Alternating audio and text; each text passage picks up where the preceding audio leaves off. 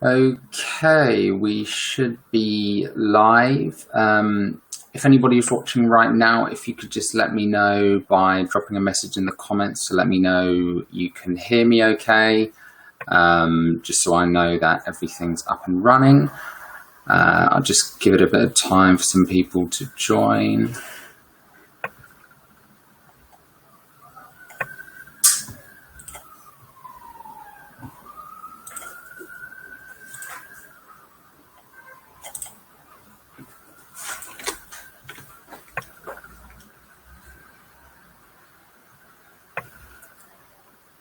Okay, looks like we're live. Awesome. So, hope everyone's doing well, guys. Thank you for all being here. If you're watching this on the replay, hello.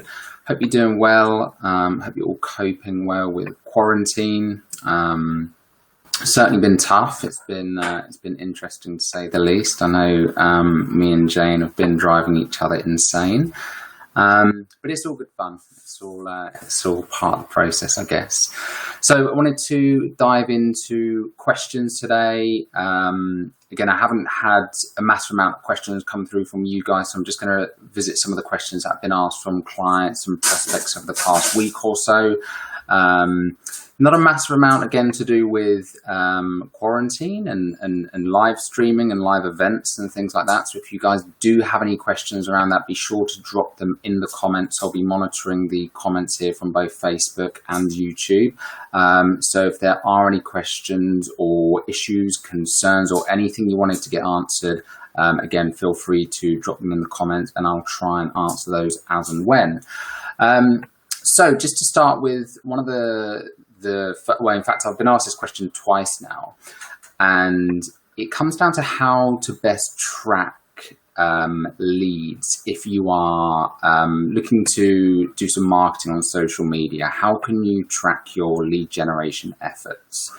Now, the best way of doing this is going to be through Google Analytics, assuming that you have a website that you're ultimately looking to send people to. If you do, the best thing you're going to be able to do is set up what's called a conversion goal on Google Analytics. Now, it's going to be kind of difficult for me to explain this without visually showing you. I am in the process of putting a blog together on this as well, and probably a YouTube video. So make sure you subscribe to our YouTube channel if you haven't already. It's Elevate Digital, and head over to our website as well. I'll drop the links in the comments of this stream, just so that you can get signed up to our blog as well, to make sure you receive that. I'll be doing a detailed tutorial on how to do this. But you want to set up a conversion goal, which is effectively telling Google, like, this is an action that you want people to take. So in your case, that might be filling out a form, it might be filling out a contact form, it might be downloading a lead magnet, a free ebook you have, whatever that goal is that you're looking for people to take to ultimately become a lead. You then want to tell Google what the thank you page is. So where do people land after they filled out their form? What page do they land on? So that thank you page. You'll then use that as a conversion goal, so that every time somebody lands there, you can track that in analytics. Then what you can do is, within Google Analytics, you have a section on the left-hand side under socials, and you can actually, it will break down your referral traffic into different social media platforms. So you can actually see how many leads you have had from each individual platform, you know, whether that be Instagram, whether that be Facebook, whether that be LinkedIn. So you can get a really good idea of where those leads are coming from and which platforms are ultimately getting you the best results.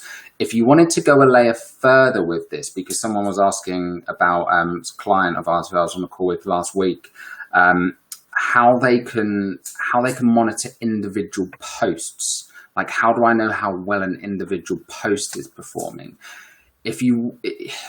It can be, you have to weigh up whether or not this is worth it for you, because it's going to be, you know, relatively time consuming. What you ultimately have to do is use what's known as UTM tracking. So it's basically a string of characters you would put on the end of your website URL, wherever you're linking people to. And and you can then fill in some criteria. So when you go into Google, you can give it certain titles, for example. So it might be that it's called like, promotional post 2. You can put a date on it if you want. You can give it names, campaign names. Google has got a tool called the UTM Builder. So you literally just fill in the fields you want, and it will automatically generate that string of characters for you that you put on the end of each URL. Again, this is probably all sounding incredibly confusing. So as I say, I'll be doing a detailed tutorial walking you through step by step how to do this. So make sure you subscribe to the channel and keep an eye on our blog as well for when I'll be releasing that. And I'll also be posting it across our social media channels too. So another question that I've had was, this was specifically about podcasting. Now, I will admit I'm not, we don't currently have a podcast. I'm not a professional podcaster. We do actually have an interview on our YouTube channel where I sat down with a chap called Gareth, who runs a podcasting agency. Really, really intelligent guys. If you're thinking about podcasting, definitely go and check that one out. But the question was how to start something from scratch, and whether it be a podcast, whether it be a product or a service, a business. I think there are some core principles that apply in the digital space that can really help you kind of build up some momentum and start reaching an audience. Now, the first thing you're going to want to do here, and I think what a lot of people overlook, there's this tendency to just want to spread your message far and wide to everyone. The first thing you need to focus on is, who is it you're looking to reach? Like, who's your perfect customer? And then figuring out, where are they hanging out most online? What kind of platforms are they going to be on the most? What kind of blogs are they reading? What kind of podcasts are they listening to? What kind of Facebook groups are they a part of? And this is all very, very important, and I'll come on to why shortly, but really thinking about what groups they might be in. So I don't know, let's say, for example, we're wanting to target e-commerce store owners, for example, people that own an e-commerce store. We might want to look for Facebook groups for communities, like support communities for e-commerce stores, like Shopify groups and things like that, like e-commerce platforms. If it was health and wellness, maybe we'd want to look in health and wellness groups, that kind of thing. Maybe if we we run fitness classes, or we have a supplement range, whatever it might be, like really think about where your groups, where your customers might be congregating online, right? Where they're going to be hanging out. Once you've got that, you're going to want to start becoming an active member of the community within those groups. So joining these Facebook groups. And when I say this, and I really can't emphasize this enough, the idea here isn't to go into these groups and start promoting, right? It's not about going in there and spamming these groups with your links and telling people why they should sign up to you. That's absolutely what you don't want to do. What you really want to do is go into these groups and start talking to people, start building relationships. If people are asking questions about something that you are knowledgeable about. So as an example here, if you are in the health and fitness space, if you know a lot about physical exercise, about wellness, about nutrition, if people are asking questions in these groups about nutrition, be that person, be known, become known as that person who is answering those questions, who knows their stuff. So go in there, answer the questions, give people value, and keep showing up within these groups. Another thing to do when it comes to podcasts and bloggers that your audience might be following is reach out to them. And a good thing to do here is to try and start small. So look for kind of micro influencers, I guess you'd call them. So these aren't kind of, the huge people with millions and millions of followers. Find some people with, several thousand followers, right? A very small but engaged audience. Reach out to them and say like, hey, I'd love to do a Q&A for your audience, or I'd love to come on and have a chat and bring some value to your audience about nutrition, teach them some things about this, teach them things about marketing, whatever industry it is you're in. Like, think about how you can leverage people who already have an audience. But the key here to reaching out to those people is you need to remember to make it about them and their audience, not about you. So it's not like an ask like, oh, please have me on your show, please. Like, if you know your value, if you know your worth, and if you know your stuff in a particular area, and there is an alignment between this podcaster, this blogger, and what you know, again, if it's a health and wellness podcast and you are a nutritionist, there's a lot of value you can bring. So really emphasize that point. Say, for example, hey, John, I'd love to come on your show and chat to your audience about nutrition and tell them some ways, they can really boost their health. Because again, like it's about him. It's about his audience. It's about value that he can bring to his audience. So really think about that. And yeah, ultimately, like you just want to focus on getting yourself known at that stage and getting your name out there. I think, and this is a trap we fell into as well, like so many people get caught up on, when it's starting out, I need to make my podcast graphics look really nice. I need to make my website look really pretty. I need to do all of this and do all of these, things that in the grand scheme of things, don't matter until you've got an audience. They come later down the line. And there's very initial stages when you're first starting a business, or a podcast, whatever it might be, right? You don't have an audience or you don't have money coming into the business. You need to focus on just speaking to people. You need to focus on becoming parts of those relevant communities. So really, really, again, start with your audience. Think about the ways you can start integrating into those communities, bringing value, and then you will find, the rest just comes. You will become known as that person. People will start tagging you in different posts. They will start asking you to come speak. You'll go on a podcast and someone else will hear it, and you'll start getting referrals. You'll start getting introductions to new people. So really just think about becoming an integral part of the communities that you're looking to serve. That's the best advice I can give to anyone who's looking to create something or to start something online to begin with. So yeah, give that a go. And I've no doubt if you know your stuff and you're willing to give value up front to people, I've no doubt you'll be successful with it. So I had another question here about SEO and some places to start with SEO. Now, again, we have just done a blog on this recently with some 5 SEO quick wins. I've got a YouTube video on this as well. I think organic traffic and any kind of organic marketing strategies are going to become extremely popular over the coming months and extremely important as well. Again, this blog was about quick wins. There are definitely some quick wins to be had with SEO. It's going to be things like title tags, meta descriptions. Again, it might all sound very foreign to you. If you have a WordPress website, I would highly recommend downloading a plugin called Yoast SEO or Rank Math. Rank Math is one that we're currently using.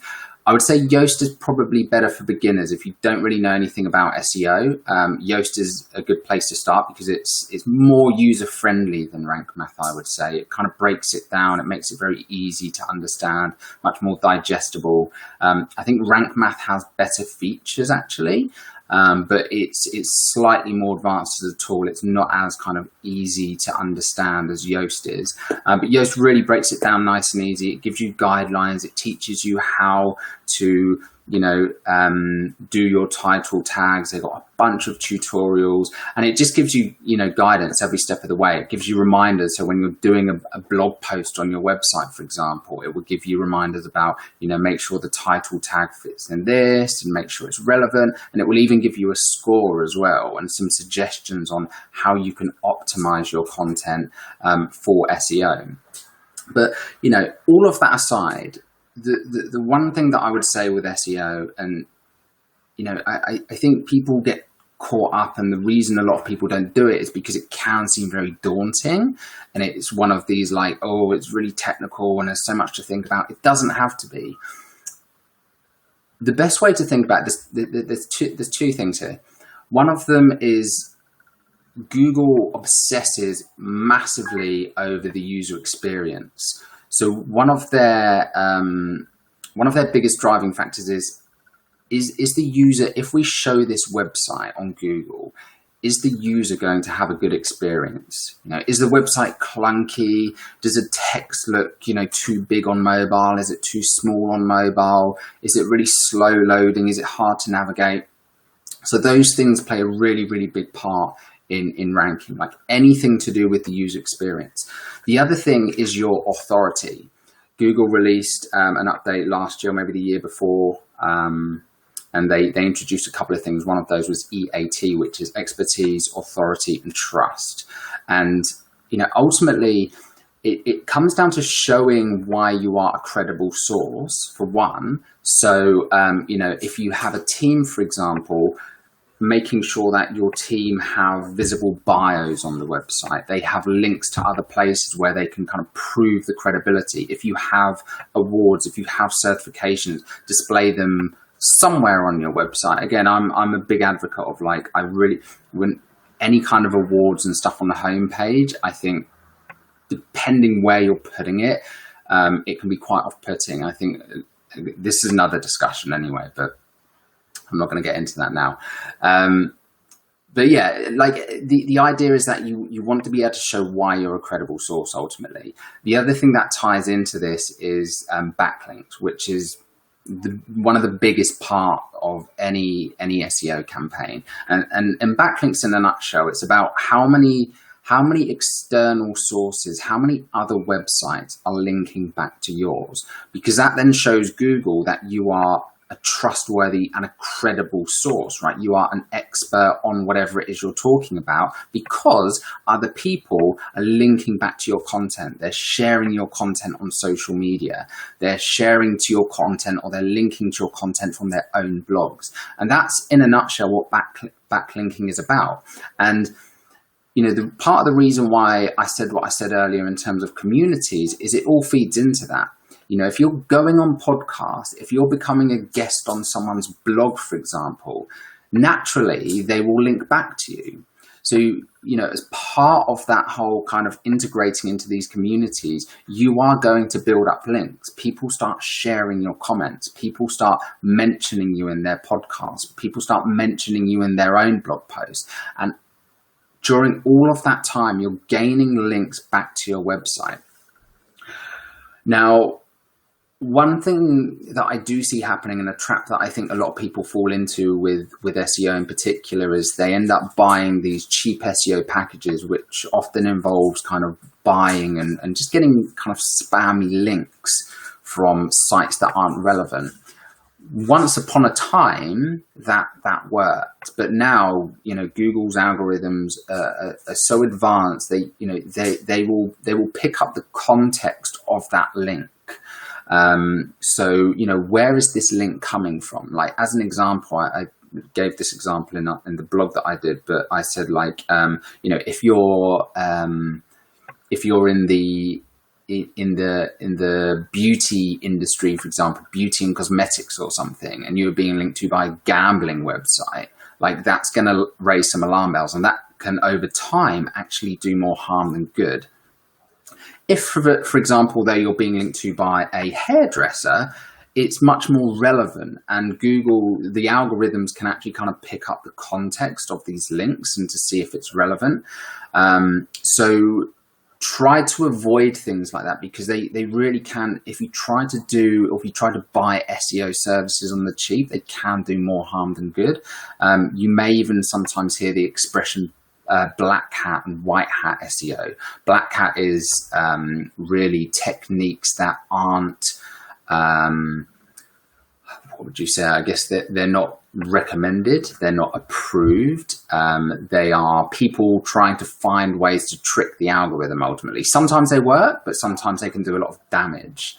So try to avoid those at all costs. White hat is kind of natural, contextual link building and content marketing services, which is much more expensive generally, just because of the nature of it. It involves hard work. It involves reaching out. It involves a lot of man hours and, skill from a lot of these people, right? Like it's ultimately PR is what it's about. It's a form of digital PR. But there are definitely things that you can be doing yourself in terms of just getting your content out there, collaborating with others, you know, and really utilizing that. Like that's the main thing to consider. With SEO, without getting into all the kind of technical stuff behind it as well. That's the main thing to just bear in mind. So user experience and, you know, syndicating your content, making sure you're doing collaborations and getting as many links back to your site as you can from relevant sources. Let's just see if we've got any questions coming in.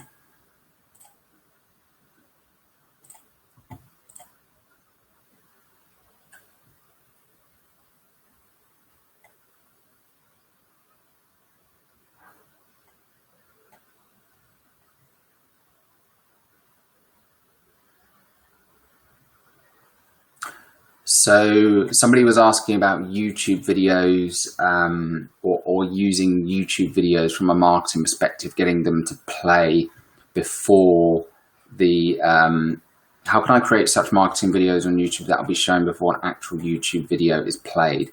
So I think it's probably referring to the pre-roll ads. So when you go onto a video on YouTube, if that channel has monetization enabled, you will see an advert in front of that video. It's pay to play, so it's not something, unfortunately, you can just turn on and start putting your videos in front of it.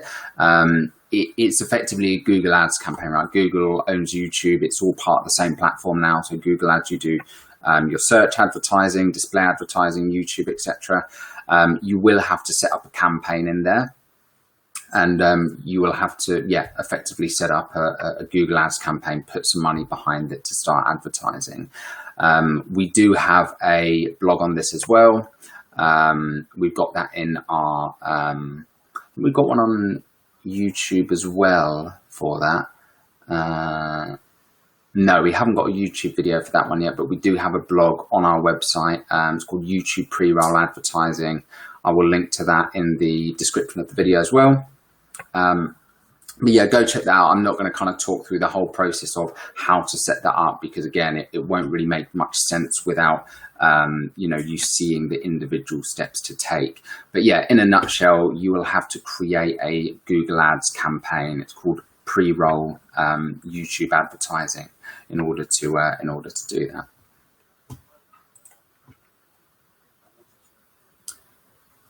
So that's pretty much it then, guys. I haven't had any questions come through on the live chat, so that's going to be it for today. Again, if you're watching this live or if you're watching this on a replay, thank you so much for tuning in.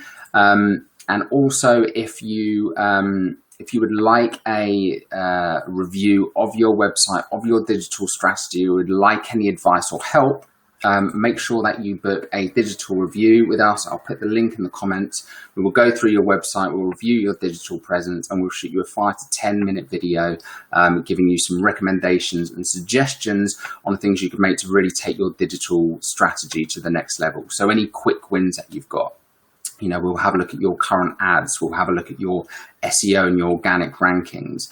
We will also be asking you things like, you know, what's your priority right now? What are you looking to achieve? Is it more sales that you're looking to get? Are you looking to kind of free up more time? So we will really factor that in. So again, I will put a link to that in the comments below. So make sure you book your review, and we'll get that done and sent over to you. So guys, thanks so much for tuning in. If you're watching this on the recording, thank you for being here, and I'll speak to you guys very soon.